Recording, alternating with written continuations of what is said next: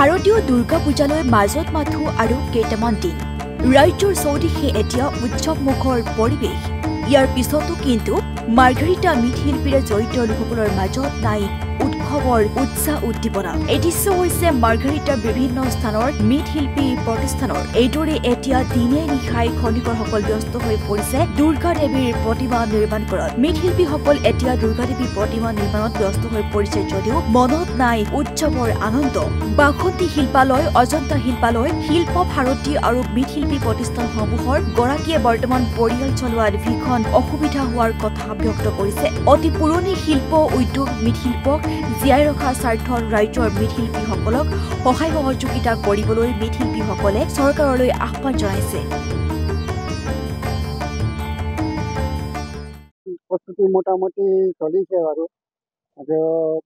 বজাৰৰ অৱস্থা ভাল নহয়, কাষ্টমাৰ ইমান নাই, দামো ইমান পোৱা নাই। এইফালে বতৰো খাৰাপ চলি আছে।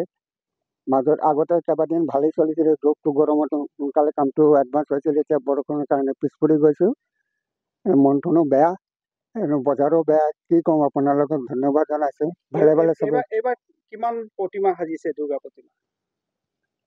সদায় যেনেকুৱা কৰোঁ তেনেকুৱাই 20-22খন বনাইছোঁ। তাৰ মাজত 3-4খন এতিয়ালৈকে অৰ্ডাৰ পাতি হোৱা নাই। কিমান মানুহ আহিবলৈ আছে, অহাই নাই। কি কাৰণে কি পূজা পষ্টপন কৰিছে নে কি কৰিছে ক'ব নোৱাৰে। আমাৰ বজাৰৰ অৱস্থা ভাল নহয়। হয়, যিহেতু এই শিল্পটো এটা অতি পুৰণি শিল্প, হয়, আৰু আপোনালোকৰ পৰিয়াল পোহপাল দিবলৈ অসুবিধা হয় নেকি? বৰ্তমান যেনেকুৱা কণ্ডিশ্যন চলি আছে, মই এইটো কাম কৰি আমাৰ পৰিয়াল পোহপাল কৰিবলৈ বহুত টান পাইছোঁ।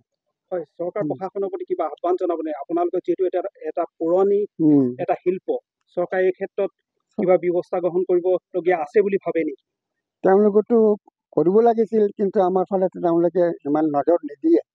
সঁচা কথা কৈছে। আমি লকডাউনৰ সময়তো বহুত চেষ্টা কৰিছিলোঁ। 3 বছৰ কাম কাজ হোৱাই নাছিলোঁ, সহায় বিচাৰিছিলোঁ। বিভিন্ন সংস্থা সমিতিৰ পৰা অলপ হেৰি কৰিছিলোঁ, কিন্তু কোনো আমাৰ লগতে আগবাঢ়ি অহা নাই, সহায় সহযোগ চৰকাৰে একো কৰা নাই। এতিয়া আমি কোনোমতে চলি আছো, কোনোমতে দিন পাত চলাই আছে। চলি আছে, মোটামুটি চলি আছে, ভালে চলি আছে, বেয়া নহয়। আপোনাৰ নামটো? নিতাই পাল। কিমান বছৰৰ পৰা আপুনি এই ব্যৱসায়ৰ লগত? মই মোটামুটি 35 বছৰৰ পৰা জড়িত আছোঁ। হয়, যিহেতু এক পুৰণি শিল্প অনুষ্ঠান মৃৎশিল্প, এই মৃৎশিল্পৰ বৰ্তমান মৃৎশিল্পৰ আপোনালোকৰ পৰিয়াল পোহপাল দিয়াত কিবা অসুবিধা হৈছে নেকি? অসুবিধা হৈছে, আৰু আমি চৰকাৰৰ ফালৰ পৰা একো সহায় নাপাওঁ, আৰু মূৰ্তিৰ ইমান দামো নাই। কোনোমতে চলি আছোঁ আৰু। সেইটো আমাৰ ব্যৱসায়, এইটো বেলেগ কামটো কৰিব নোৱাৰিম, এইটো কৰিব লাগিব। দুৰ্গা পূজা উপলক্ষে কিমান মূৰ্তি আপোনালোকে সাজিছে? মোটামুটি 25টা আছে। 25টা আছে। যোৱা বছৰতকৈ এইবছৰ কম নে বেছি? নাই, ইমানেই আছে। মোৰ লিমিট এটা আছে, এইটো হিচাপতে আৰু জেগাও ঠেক আছেতো, সেইটো কাৰণে।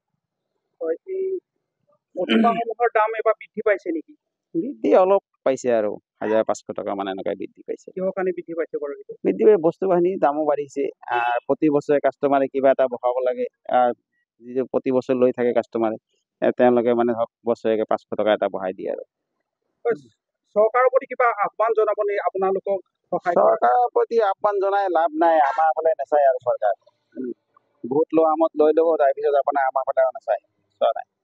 সেইকাৰণে নাই, এইবিলাক মানে চৰকাৰৰ প্ৰতি আহ্বান জনাই লাভো নাই। আমি দুখীয়া মানুহ, দুখীয়া এনেকৈ কাম কৰি খাব লাগিব, সেইটো চলি আছোঁ আৰু। মাৰ্ঘাৰিটাৰ পৰা বিকাশ বৰুৱাৰ ৰিপৰ্ট, টিভি নিউজ।